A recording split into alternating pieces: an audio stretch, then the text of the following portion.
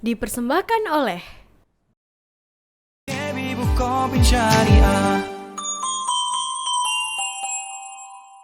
Bismillahirrahmanirrahim. Assalamualaikum warahmatullahi wabarakatuh. Alhamdulillahirrabbilalamin. Wassalatu wassalamu ala Muhammadin asyrafil mursalin wa ala alihi wa sahbihi ajmain amma ba'du. Pemirsa Kolak yang berada di KB Bukopin Syariah dan juga tentunya pemirsa televisi Muhammadiyah dimanapun Anda berada yang saat ini sedang menyaksikan program Kolak dari berbagai channel ya, dari saluran televisi Muhammadiyah, dari YouTube dan juga berbagai sarana lainnya. Semoga kita semua senantiasa dalam lindungan Allah Subhanahu wa taala. Dan tentunya semoga ibadah puasa Ramadan yang saat ini juga sedang kita jalankan, semoga diberikan kemudahan dalam menjalankannya dan mudah-mudahan Allah terima seluruh amal ibadah kita. Amin, amin ya robbal alamin. Baiklah pemirsa televisi Muhammadiyah dimanapun Anda berada dan juga audiens yang saat ini bersama dengan kami. Ya, saat ini kita berjumpa dalam acara Kolak yang pada kesempatan kali ini kita mengemasnya ini dalam sebuah sajian khusus, yakni adalah Tadarus Ramadan, di mana kita akan mengkaji berbagai tema populer yang terkait dengan ibadah puasa Ramadan dari sudut pandang Al-Quran, As-Sunnah, dan juga tentunya ilmu pengetahuan. Dan kita juga akan mengkajinya berbagai peristiwa dengan pendekatan bayani, berhani, dan juga irfani. Nah, pemirsa televisi Muhammadiyah, supaya kita semakin semangat lagi, saya ingin mengawali terlebih dahulu pada kesempatan ini dengan pantun. Setuju ya?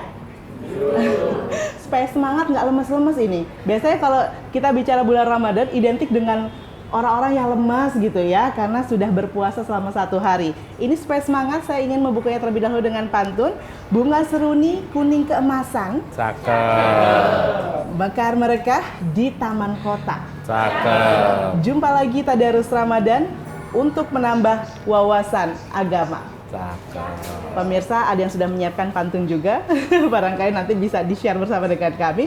Dan pada kesempatan ini seperti biasa pemirsa, kita sudah bersama dengan narasumber yang saat ini sudah bersama dengan saya, yakni ada Profesor Dr. Abdul Muti selaku Sekretaris Umum Pimpinan Pusat Muhammadiyah, dan juga hadir bersama dengan kami yakni Bapak Koko Caturahmadi selaku Direktur Utama dari KB Bukopin Syariah.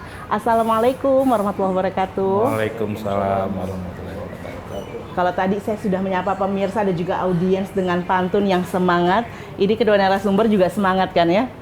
Insya Allah. Sehat walafiat ya Prof. Muti dan juga Pak Koko. Insya Allah. Tetap semangat ya menjalankan Semangat. ibadah di bulan Ramadan Kan ini. udah sahur tadi. Oke, luar biasa. Masih lama ya? Kebangun berarti ya. Baiklah. Nah, pada kesempatan ini pemirsa kita akan berbincang terkait dengan maju bersama Bank Syariah. Kalau bicara kata maju ini berarti memang terdapat semangat pula di sana, begitu ya Pak Koko ya. Dan kita tahu bahwa pesatnya perkembangan industri syariah ini juga nggak lepas dari moralitas, dan juga nilai-nilai agama Islam yang melekat begitu. Sehingga memang kita penting sekali untuk bersama-sama memajukan bank syariah ini sendiri. Tapi mungkin masih banyak juga yang masih belum begitu mengenal dekat apa sih bank syariah. Bisa dijelaskan terlebih dahulu dari Pak Koko, silahkan. Oke. Izin, Prof. Silakan, Pak. Ya. Bismillahirrahmanirrahim. Assalamualaikum warahmatullahi wabarakatuh. Waalaikumsalam warahmatullahi wabarakatuh. Pemirsa Muhammadiyah Televisi yang saya cintai dan saya banggakan, tentunya selamat menunaikan ibadah puasa. Kita ngobrol-ngobrol sambil nunggu beduk. Moga-moga nggak lama lagi beduk gitu ya, Mbak ya. Iya, betul. Pertanyaan menarik. Bagaimana Bank Syariah bisa terus maju ke depan? Betul. Kalau kita lihat saat ini Indonesia itu penduduknya 270 juta. Jumlah yang banyak. 83% Muslim. Betul. Nah, kira-kira 20-30 tahun yang lalu, ekonomi syariah itu menjadi perbincangan hangat di dunia. Walaupun saat itu mulai berkembang di Middle East gitu ya. Terus kalau kita lihat tetangga kita, Malaysia gitu, lebih dulu dibanding kita. Sementara kita bank itu baru mulai ada, bank syariah itu tahun 90, jadi kita ketinggalan. Oke. Tetapi dengan potensi penduduk Indonesia yang 83% Muslim dan 270 juta, nomor 4 terbesar di dunia, kita melihat potensi syariah yang sangat besar. Apalagi 10 terakhir ini yang namanya Islamic style Iya. mulai naik. Betul. Waktu saya kuliah dulu nih Mbak, 30 tahun yang lalu ya, Iya. punten nih ya, cewek-cewek berjilbab itu jarang. Ya. Tapi sekarang hampir semua muslim sudah berjilbab. Kemudian makanan halal kalau dulu cuma di MUI ya Prof ya, sekarang sertifikasi halal udah dibuka di beberapa universitas. Wisata halal. Ya, betul. Bahkan nih kalau ibu-ibu nih mbak-mbak nih, ini kalau hiasannya itu tahu berapa? 13 titik itu dari hidung sampai hidung tuh. Riasannya. Kalau Jawa cuma 4 titik gitu ya. 13 titik itu sekarang ada fashion halal. Ya. Nah, hal seperti ini harus kita sambut ya. Kita di Indonesia harus menjadi raja di negara kita. Jadi pemain di negara kita, jangan jadi penonton. Karena marketnya luas. Tidak hanya dari fashion muslim, makanan muslim, wisata halal, tapi juga finansialnya, keuangannya. Okay. Makanya terakhir-terakhir ini sangat tumbuh pesat perbankan syariah di Indonesia, ekonomi syariah mulai tumbuh. Ayo mari sama-sama kita kembangkan sesuai dengan ajaran Rasul kan. Ya. Hari ini harus lebih bagus dari kemarin dan besok harus lebih bagus dari hari ini. Kira-kira gitu, Mbak. Betul sekali. Jangan sampai kita menjadi umat yang masih sama dengan hari kemarin, apalagi nggak ada perkembangan. Itu sudah sangat merugi begitu ya Pak Koko ya. Tapi bicara tentang tadi kemajuan dari Bank Syariah itu sendiri, saat ini kan kita tahu memang potensinya ini sangat luar biasa gitu. Tapi sebenarnya apa sih yang bisa diberikan oleh Bank Syariah khususnya kepada umat untuk perkembangan umat? Memang kalau di Indonesia masyarakat secara umum tahu banknya itu adalah bank konvensional. Yang paling penting apa sih yang membedakan bank syariah dan bank konvensional? Sangat simpel, ya. Istilahnya kalau dengan teman-teman itu yang belajar syariah itu, dan cuma maghrib kok Pak Koko. Maghrib itu apa sih yang membedakan? M yang pertama itu di syariah itu nggak ada yang namanya masyir. Masyir itu judi, nggak boleh itu. Ya. Yang kedua riba, riba itu nggak boleh. Ya. Yang ketiga goror, goror itu bertransaksi berdagang dengan hal yang tidak jelas, nggak ada underlying-nya, itu nggak boleh. Itu pasti merugikan dua belah pihak. Nah, yang terakhir nggak boleh zolim. Nah, dari 4 hal itu adalah sangat-sangat mendorong kita sebagai manusia. Ya. Asli tuntunan dari Allah seperti itu. Kita dilarang untuk masyir berjudi, nggak ada orang kaya dari judi, nggak ada ya, cerita nggak ada nih. Ya, kita dilarang untuk berbuat zolim, kita dilarang untuk berbuat goror nggak jelas, dan kita dilarang untuk makan riba. Hal ini yang paling fundamental yang harus kita lakukan di perbankan syariah yang membedakan dengan perbankan-perbankan yang ada. Ya. Sehingga harusnya sudah menjadi pilihan begitu ya untuk kemudian kita juga selain kita maju dalam berbagai aspek kehidupan, mulai dari bagaimana kita tadi ya wisata halal dan lain sebagainya, fashion, bahkan riasan halal sekarang yang Nabungnya juga harus halal. Nabungnya juga halal. Ini menjadi satu dasar yang harus dipenuhi sebenarnya di awal begitu. Tapi mungkin orang masih agak-agak kurang mengenal dan masih ada keraguan-raguan. Nah, Prof Mukti, kenapa sih sebenarnya kita umat ini masih ragu dan apa yang selayaknya kita ketahui agar kita menjadi semakin yakin untuk Bank Syariah? Ya, yang pertama saya ingin menegaskan dulu bahwa sistem perbankan ini kan lahir sebagai satu bentuk jawaban dan juga aktualisasi dari ajaran agama Islam. Paling tidak yang berkaitan dengan pertama adalah ajaran tentang tolong menolong. Kita ini kan diperintahkan oleh Allah untuk tolong menolong dalam kebajikan dan takwa. Ta'awanu 'alal birri wat taqwa wa la ta'awanu 'alal itsmi wal 'udwan. Tolong menolonglah kamu dalam kebajikan dan takwa, dan jangan tolong menolong dalam permusuhan dan perbuatan dosa. Yang kedua, perbankan itu adalah bentuk dari formalisasi dan mungkin pelembagaan dari ajaran Islam tentang pinjam meminjam. Di antara aspek ajaran agama Islam itu ada aspek akidah, ibadah, muamalah, dan akhlak. Pinjam meminjam itu kan masuk dalam wilayah muamalah, yang memang itu ada contohnya dari zaman Nabi kan, bagaimana kita ini pinjam meminjam. Tetapi dalam konteks itu, ketika pinjam meminjam itu melibatkan pihak yang sangat banyak dan melibatkan nominal yang juga sangat besar, maka kemudian muncul usaha-usaha untuk bagaimana mendapatkan keuntungan dari pinjam meminjam itu. Nah, dari situ kemudian berkembang pinjam meminjam yang orang ingin mendapatkan keuntungan, yang keuntungan itu memberatkan salah satu pihak. Sehingga di dalam Al-Quran ditegaskan wa halallahu al-bai'a wa harrama riba. Allah itu menghalalkan bagimu bisnis tapi mengharamkan riba. Nah, riba itu kan muncul salah satunya dari pinjam meminjam. Pertama, pinjam meminjam yang disyaratkan penambahan jumlah dari pinjaman dengan pengembalian. Ya. Bisa karena tenggat waktunya atau hal-hal lain yang memang dikaitkan dengan peruntungan salah satu pihak atas pihak lain. Okay. Karena itu kita dilarang untuk pinjam meminjam yang menguntungkan satu pihak dan merugikan pihak lain, yang itu dalam ilmu fikih dan dalam konteks Al-Quran disebut sebagai riba. Dan kita dilarang melaksanakan riba yang ad'afa mudha'afa, yang berlipat-lipat, yang satu untung segunung, yang lainnya itu buntung merundung. Kira-kira begitu. Nah, nggak boleh itu.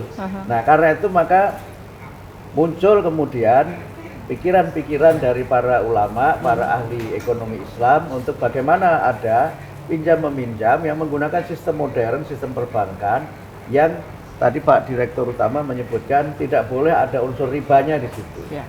Nah, disitulah kemudian para ekonom ini dan juga para ahli perbankan setelah melakukan pengkajian ajaran-ajaran agama Islam baik dari sisi Al-Quran, hadis maupun praktek yang ada pada kehidupan zaman Nabi, mengembangkan perbankan syariah itu sebagai jawaban bahwa pinjam meminjam itu tentu saja harus saling menguntungkan, kedua belah pihak itu harus antarodin, itu saling rela. Kemudian yang kedua dilaksanakan untuk semangat agar kita ini bisa tolong menolongnya dalam kebaikan dan takwa.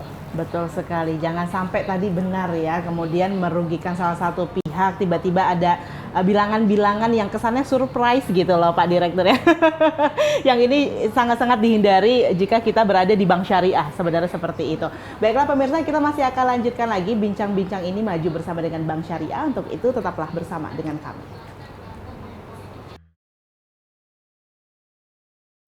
Ya, pemirsa, terima kasih Anda kembali bersama dengan kami dalam Kolak Tadarus Ramadan, dan tentunya kita saat ini masih melanjutkan tentang tema maju bersama dengan Bank Syariah. Untuk saya menyapa nih, kalau tadi saya di segmen pertama sudah berpantun, saya mau mengajak juga nih audiens yang ada di sini untuk bisa berpantun. Ada yang bersedia di sini?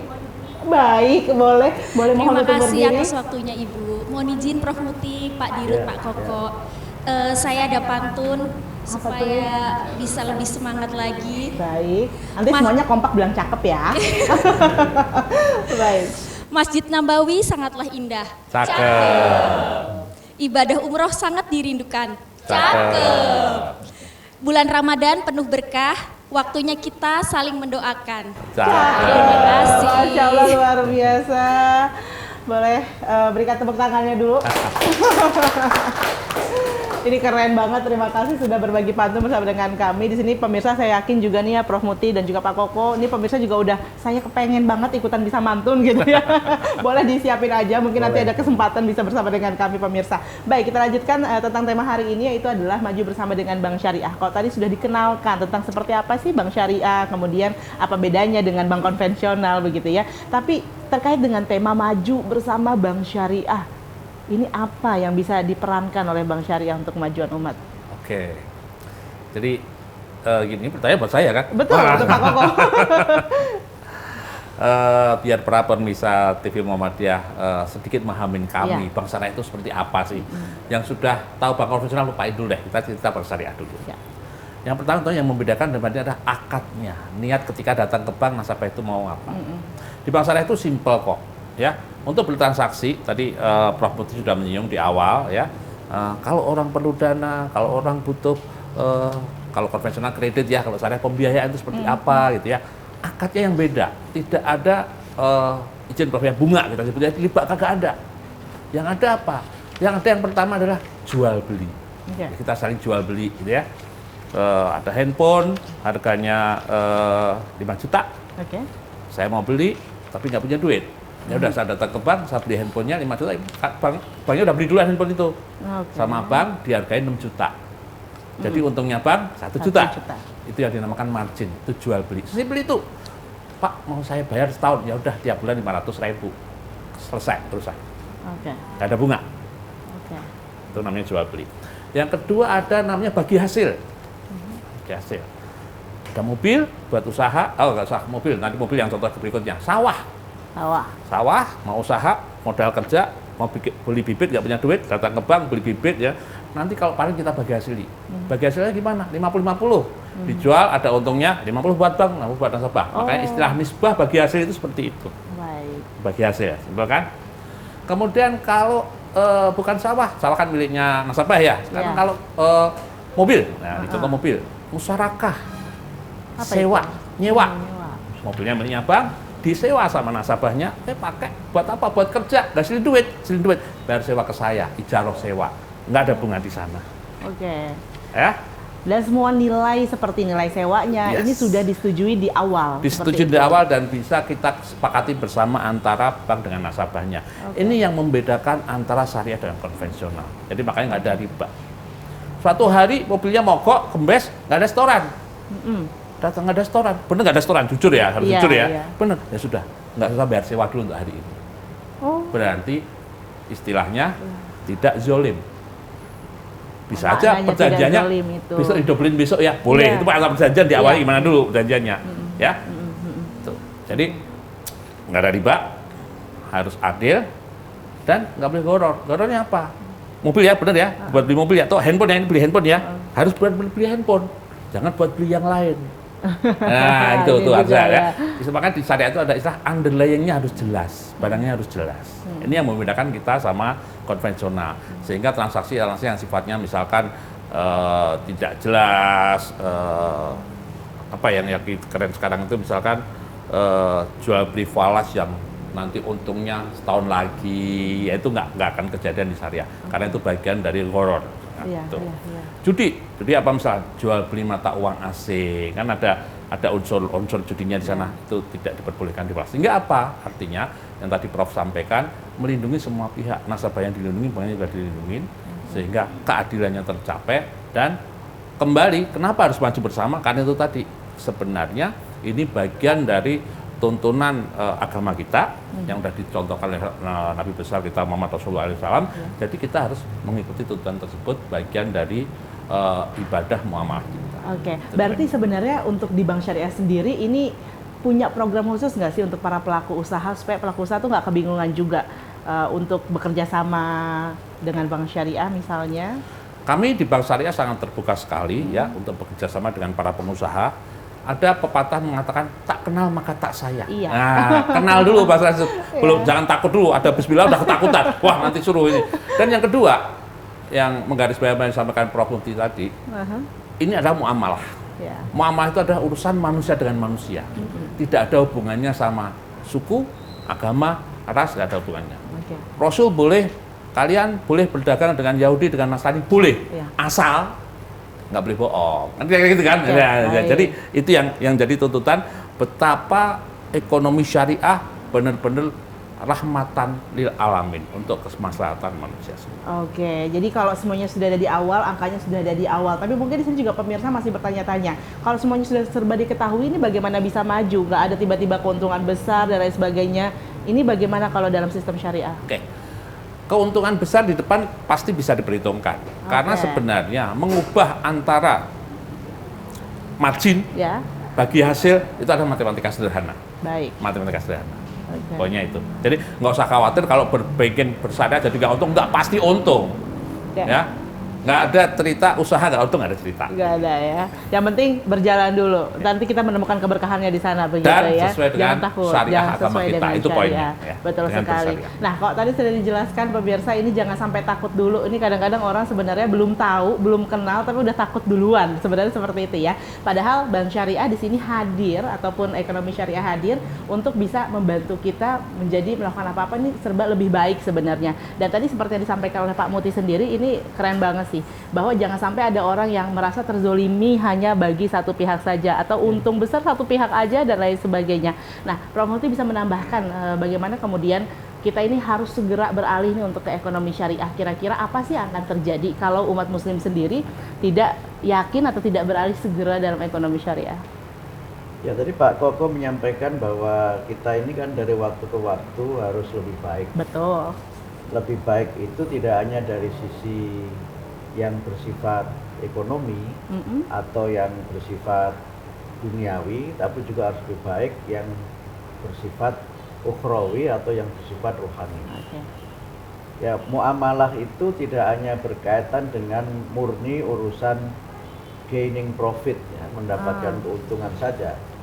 Karena kita juga dilarang di dalam Islam itu mendapatkan keuntungan yang terlalu besar, tidak hanya dalam konteks yang berkaitan dengan pinjam meminjam, tapi juga dalam jual beli juga nggak boleh mencari keuntungan yang terlalu besar, itu nggak boleh.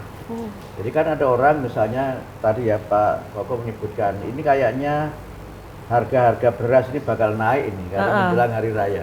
Dia timbun saja dulu berasnya. Nanti pada waktunya barang di pasaran tidak ada, dia keluarkan barangnya, maka teori ekonomi sederhananya kan supply dan demand kan. Kalau kebutuhan tinggi barangnya terbatas, maka harga akan melambung. Itu nggak boleh di dalam Islam seperti itu. Jadi nggak boleh kita mencari keuntungan pribadi dengan cara merugikan orang lain. Yang kedua juga nggak boleh kalau misalnya kita itu bertransaksi itu nawarnya berlebihan. Kita sebagai pembelinya ya. Beli kangkung harga 1.000 ditawar 200. Berlebihan, tega amat itu. Karena di antara ciri orang Islam itu dia mudah ketika menjual dan mudah ketika membeli gitu. Samhan idza staro, samhan idza qtada, itu prinsip Islam. Nah, oleh karena itu maka prinsip dalam muamalah itu kan akad. Tapi akad itu sekali lagi saya sebutkan di depannya harus antarodin, harus saling rela. Betul. Tapi rela itu betul-betul rela, bukan relanya itu karena tidak ada pilihan lain. Gitu. Karena itu maka prinsipnya maju bersama itu kan mutualistis. Mutualistis. Gitu. Karena mutualistis itulah maka di depan semuanya harus clear. Semuanya harus clear di depan, dan ketika itu sudah clear, prosesnya tidak berhenti di situ. Jadi Pak Koko menyampaikan, ada saudara kita ingin berusaha, peluang bisnisnya ada, tapi modal tidak ada. Nah, karena itu maka ketika modal itu Anda perlu modal berapa, didampingi dihitung. Anda punya kemampuan nggak di situ? Kadang-kadang ada orang pengen modal, tapi tidak punya kemampuan, nggak ada mendampingi, jadinya modal madul. Modalnya entah kemana gitu. Nah, di sini sebenarnya maju bersama itu ketika bank membantu pembiayaan usaha itu didampingi. Oh, Anda pasca usahanya ini, mengembangkannya seperti ini, dan oleh karena itu maka juga nanti dipastikan dia mampu untuk memberikan pengembalian itu. Tentu tadi disampaikan Pak Koko, pokoknya nggak peduli karena akadnya sudah segini, nggak peduli. Karena jaminannya ini, Anda nggak mampu, nggak peduli. Kalau di syariah kan tidak begitu. Kalau di syariah, oh kok bisa nggak jalan karena apa? Oh iya, ini keuntungannya dipakai buat kawin lagi. Gitu. Iya dong. Sulit mengembalikannya. Kok jadi temanya ini? Tapi maksudnya apa? Harus ada itu pendampingan. Yang kedua, kemudian dilakukan tadi upaya-upaya. Oke, kalau memang betul-betul jujur itu tidak berkembang, lalu bagaimana ini gitu? Kalau yang bank konven itu kan disita-sita aja. Kalau di syariah kan tidak. Beda ya. Ada negosiasi. Ini barang ini, misalnya jaminannya rumah nih, atau sertifikat tanah. Ini kan tanah ini harganya sekian. Nah, kalau memang mau dijual berapa dong disepakati bersama. Benar. Nah, kalau yang bank yang lain itu kan nggak begitu. Pokoknya nggak peduli, Anda nggak mampu, saya ambil, jual laku berapa, suka-suka saya, kan begitu. Nah, di syariat tidak begitu. Itulah dimaksud dengan antarodin, itu saling rela di antara kedua belah pihak. Sehingga karena itu, maka dalam muamalah itu, teknisnya tidak diatur, tetapi nilainya itu yang diatur. Nah, nilai yang melekat itu apa? Tadi yang pertama kan nilai tolong-menolong, saling membantu. Yang kedua itu kejujuran. Karena prinsip dalam muamalah itu kan trust, amanah. Kalau sudah nggak ada trust, susah amanah itu bisa berjalan. Nah, disinilah sebenarnya pengertian maju bersama itu artinya adalah kita ini sejahtera bersama-sama, menjadi lebih baik secara bersama-sama. Karena apa? Masyarakat itu akan sehat kalau tidak ada gap, tidak ada kesenjangan antara satu kelompok dengan yang lainnya. Kalau satu kelompok terlalu kaya, kemudian yang lainnya itu terlalu miskin, itu mesti nggak bahagia kita itu hidup. Kita mencurigai orang, mudah curiga kepada orang lain. Dan karena itu maka prinsip yang tadi saya sampaikan di depan, bank syariah ini kan prinsipnya kan menolong. Tadi itu, sehingga kemudian ada orang yang memang memerlukan pertolongan kita dan kita membantu. Ya. Nah, bank itu juga sebenarnya fungsinya itu kan fasilitator. Ya. Tolong menolongnya itu bukan banknya saja, misalnya atau mediasi. Ya. Jadi Mbak Irma punya uang 10 triliun kira-kira Oke. begitu ya. Kemudian mau dikemanakan uang itu nih? Iya. Udah saya tabung di bank Bank syariah. syariah. Kemudian bank syariah menggunakan tabungan Mbak Irma itu untuk misalnya kawan-kawan masyarakat yang Iya. memerlukan pembiayaan. Baik, Jadi Masya sebenarnya bank ini bukan punya duit banyak, itu duit masyarakat juga. Iya. Karena itu tidak hanya masyarakat yang harus amanah, bank juga harus amanah. Kalau bank nggak amanah, bangkrut juga. Oke, baiklah. Ini harus dijaga semuanya kedua belah pihak begitu ya. Intinya adalah ada nilai sama-sama tolong menolong, ada keinginan untuk saling tolong menolong, dan yang paling penting adalah ada kejujuran di sana, sehingga semuanya bisa berjalan dengan tenang, aman, dan juga nyaman. Dan kita masih akan kembali lagi pemirsa usai jeda berikut. Tetaplah bersama dengan kami. Pemirsa, terima kasih. Sambil menyiapkan buka puasa, ini masih semangat untuk menyaksikan kolak juga, karena kita sudah sampai di segmen yang terakhir. Artinya ini adalah segmen untuk tanya jawab. Jadi saya memberikan kesempatan kepada audiens yang sudah hadir bersama dengan saya di sini untuk bertanya secara langsung kepada kedua narasumber. Mohon izin ya Bapak ya, saya menanyakan dulu nih, audiensnya siapa yang sudah siap untuk bertanya? Oke, baik, Bapak boleh sebutkan namanya, berdiri, silahkan. Terima kasih. Assalamualaikum warahmatullahi wabarakatuh. Waalaikumsalam warahmatullahi wabarakatuh. Salam kenal, Prof. Saya Kino, Pak Koko yang saya hormati. Jadi untuk pertanyaan saya adalah kita ini kan di bank syariah ini kan lemahnya adalah di masyarakat itu ada literasi, Pak. Jadi bagaimana caranya kita sampai saat ini sangat minim literasi kepada masyarakat, bahwasanya masyarakat itu masih mengharapkan atau masih mengimajinkan ke bank syariah itu kalau mereka menaruh dana itu mereka minta yang bonusnya yang lebih mahal dari bank konven. Kemudian kalau mereka istilahnya pinjam di sisi pembiayaan, mereka minta yang paling murah. Inilah permasalahan yang di bank syariah, sehingga masyarakat itu inginnya menaruh dana di bank syariah itu lebih mahal, sehingga kita tidak bisa memberikan manfaat yang lebih kepada masyarakat yang membutuhkan pembiayaan, sehingga image-nya di masyarakat yang membutuhkan pembiayaan adalah kok margin atau bagi hasilnya kok mahal banget dibanding bank konvensional, begitu jatuhnya. Mungkin itu pertanyaan saya, Prof. Mukti atau Pak Koko mungkin bisa dijawab, monggo. Terima kasih. Assalamualaikum warahmatullahi wabarakatuh. Waalaikumsalam warahmatullahi wabarakatuh. Baik, kita langsung pada ini, ada solusi nggak ya? Bagaimana cara menjawab pertanyaan untuk orang-orang yang awam begitu ya mungkin? Makasih Mbak Irma. Jadi pertanyaan Mas Dino. Mas Dino. Ini pertanyaannya satu tapi jawabannya sebenarnya dua pertanyaannya. Dua hal yang berbeda ini Mas Dino ya. Yang pertama edukasi literasi rendah. Ya. Setuju. Karena apa? Seperti saya bilang tadi, bank syariah pertama di Indonesia tahun 90. Sementara tabung haji di Malaysia itu sudah tahun 50-an, 60-an. Udah kalah start kita, iya, edukasi literasi, ya kan? Nah, so tugas siapa? Tugas kita bersama. Ayo, mari-mari ya. Ya, kami di industri perbankan, teman-teman di jajaran teman-teman di Muhammadiyah, gitu ya, yang mensiarkan Islam, sekalian mensiarkan ekonomi syariah. Tugas kita bersama untuk melakukan edukasi dan literasi tentang ekonomi Islam. Karena itu bagian dari kewajiban kita ya untuk membawa umat menjadi lebih baik lagi ke depannya ya. Karena tadi nggak ada riba, nggak ada koron, nggak ada masjid dan lain sebagainya. Itu satu tugas kita bersama. Emang PR Mas, PR sama, setuju saya. Yang kedua, kok syariah lebih mahal? Kembali lagi ini, kenapa syariah lebih mahal? Karena kalau lihat size perbankan syariah di Indonesia saat ini market share-nya itu baru sekitar 7%. Jadi kalau ada uang 100 itu ya, yang 93 itu konvensional. Yang 7 itu syariah. Artinya apa? Artinya ada secara populasi kita masih kecil. Karena itu mari bareng-bareng kita besarkan ekonomi ini sehingga dari secara size bisa lebih besar dan kita jadi lebih efisien. Karena ujung-ujungnya kalau kita lebih efisien dari sisi bagi hasil, margin kita bisa berdiri bersaing. Jadi kita kembalikan ke masyarakat. Ayo bareng-bareng, jangan kalah kita.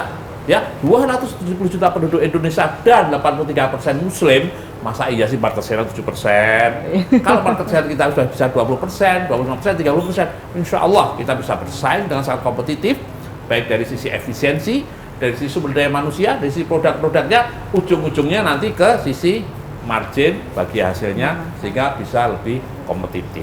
Jadi saya mengajak, mari bareng-bareng ya, kita siarkan ekonomi syariah ini, dan saya terima kasih ini Prof dengan hasilnya Kola ini bagian dari upaya kita untuk edukasi dan literasi tentang ekonomi syariah. Baik, Prof Muti bisa ditambahkan? Ya, saya kira kalau kita lihat dari sisi bisnis, ya memang kan selain masyarakat yang menabung itu mendapatkan manfaat, yang mengajukan pembiayaan dapat manfaat, bank juga harus dapat manfaat ya. Jadi karena itu memang ya semuanya secara cost, secara pembiayaan memang harus menguntungkan semakin banyak pihak. Karena itu maka dalam konteks kita mengembangkan perbankan syariah itu, prinsip yang sekali lagi harus kita tekankan, yang pertama itu adalah prinsip bahwa kita ini menggunakan jasa perbankan itu adalah untuk tolong menolong. Itu prinsip yang pertama itu.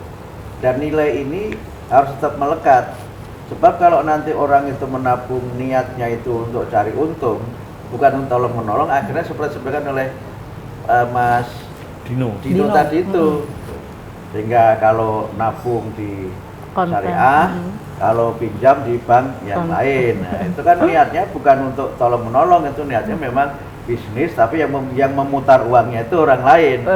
Itu prinsip pertamanya itu kan. Nah yang kedua, prinsipnya adalah prinsip aman secara rohaniah atau secara agama itu. Sekali lagi kita ini kan hidup tidak sekedar untuk hal yang sifatnya material belaka, tapi juga harus ada yang bersifat spiritual. Nah karena itu sebenarnya perbankan syariah itu di dalamnya ada unsur yang kita sebut dengan komitmen. Ada komitmen. Nah komitmen itu adalah komitmen untuk kita ini bermuamalah, beribadah, dan melaksanakan semua aspek dalam kehidupan itu yang sesuai dengan syariah atau sesuai dengan ajaran agama Islam yang kita yakini. Nah, karena itu maka maju dan tidaknya perbankan syariah itu yang tergantung dari komitmen kita. Kalau sudah tidak ada komitmen, ya sudah, memang ya akhirnya hanya 7% itu. Tapi kalau ada komitmen bahwa ini adalah bagian dari ajaran agama yang kita yakini, kemudian ini adalah cara saya untuk bisa menolong orang lain, karena saya tidak bisa melakukan secara langsung, bank yang membantu kita untuk menolong orang lain sebagai, bank ini kan sebagai mediator, sebagai perantara. Nah kemudian ada masyarakat, saya juga mau pengen yang aman ini, gitu. Saya mau usaha yang halalan thayyiban. Nah karena itu maka kita ini kan harus berusaha mendapatkan rezeki yang halal. Ya kan, jangan kemudian berprinsip ayo haram aja susah kok halal gitu. Jangan begitu kan, karena itu masih dalam kaitan dengan bulan Ramadan itu, kalau kita baca ayat Al-Quran yang menjadi penutup rangkaian ayat-ayat puasa itu kan dikaitkan dengan perintah untuk kita ini jangan memperoleh dan memakan harta dengan cara yang batil. Wala ta'kulu amwalakum bainakum bil batil. Jangan kamu makan harta dengan cara yang batil. Kalau saya baca di dalam kitab tafsir, memakan harta dengan cara yang batil itu pertama orang bisa mendapatkan harta dengan cara mencuri, itu kan batil. Atau yang kedua dengan cara riswah, menyuap, itu juga batil. Nah yang ketiga adalah dengan cara riba, itu juga batil.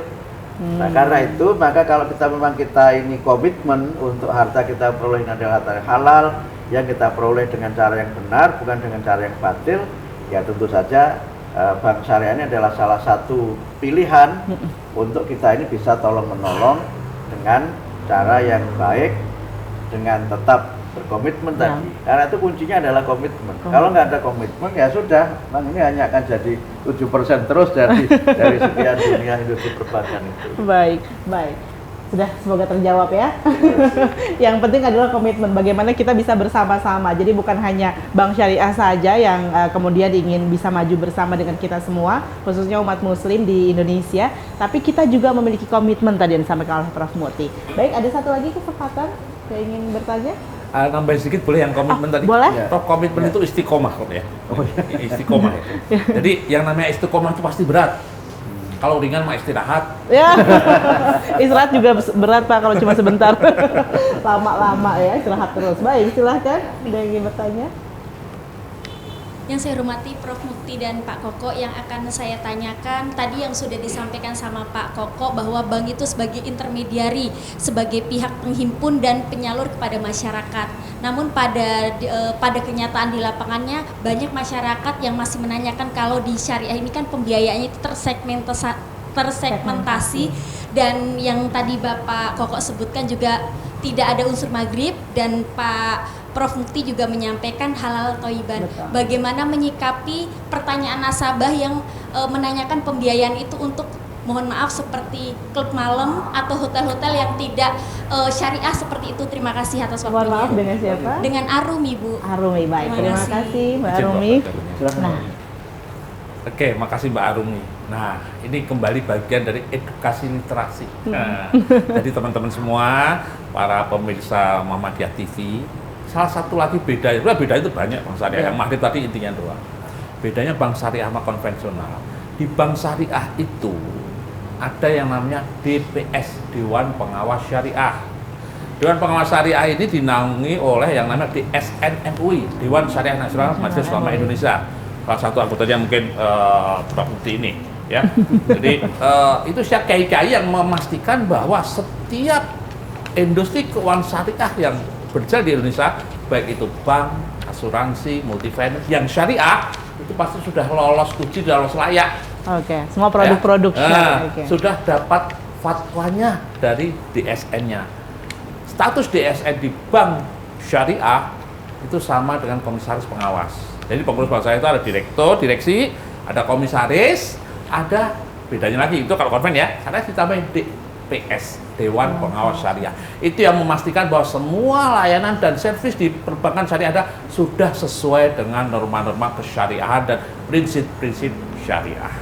Berarti kalau Cukup menjawab, peminjaman ya. seperti yang tadi, mohon maaf dulu begitu ya, nggak bisa dulu. Pasti kalau yang udah ada di tempel di bank syariah, udah di endorse OJK, itu Sudah. pasti ada DSN-nya.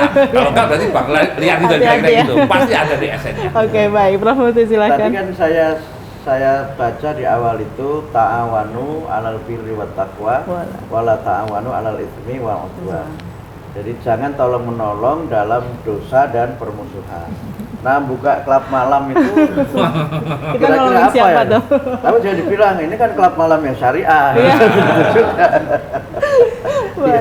Jadi itu prinsipnya begitu. Jadi jangan kemudian tolong menolong. Wah, ini kayaknya gede ini untungnya. Tapi untuk hal yang berkaitan dengan agama nggak boleh gitu. Atau saya mohon maaf ekstrimnya. Ini kan ada orang mau jadi usaha peternak nih. Ternak apa nih? Ternak babi misalnya. Iya. Wah, itu kan masa bank syariah membiayai peternakan babi misalnya. Nah, itu kan hal-hal yang memang tadi di awal saya tekankan bahwa kita tolong menolong untuk hal yang takwa, yang kemudian kebaikan, dan jangan tolong menolong dalam dosa dan permusuhan. Karena itu maka prinsipnya kalau tadi Mbak Arumi tanyakan, lalu bagaimana kalau di pengajuan itu nanti Dewan Syariah akan memberikan pertimbangan. Oh, nggak boleh itu secara syariah. Begitu Dewan Syariah mengatakan nggak boleh, direksi nggak boleh ngeyel. Harus Pak, ini samina wa untungnya ta'na. besar, ini untungnya gede nih, kapan lagi .com itu nggak boleh begitu.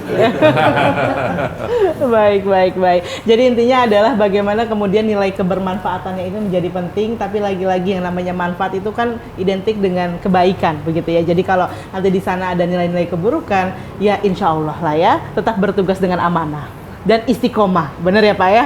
Jangan sampai lelah nanti Bapak harus istirahat lagi ya. Baik, luar biasa, tak terasa kita sudah sampai di penghujung acara. Tentunya terima kasih untuk kedua narasumber yang sudah hadir pada kesempatan kali ini. Terima kasih juga untuk seluruh audiens yang sudah hadir dan tetap semangat. Nanti kita akan berbuka puasa segera begitu ya. Dan juga terima kasih untuk pemirsa televisi Muhammadiyah dimanapun Anda berada sudah setia bersama dengan kami sejak awal sampai di penghujung acara pada kesempatan kali ini. Semoga kita bisa berjumpa lagi tentunya seperti pantun saya di akhir. Burung pipit terbang tinggi, menari-nari di tengah awan. Mohon pamit undur diri.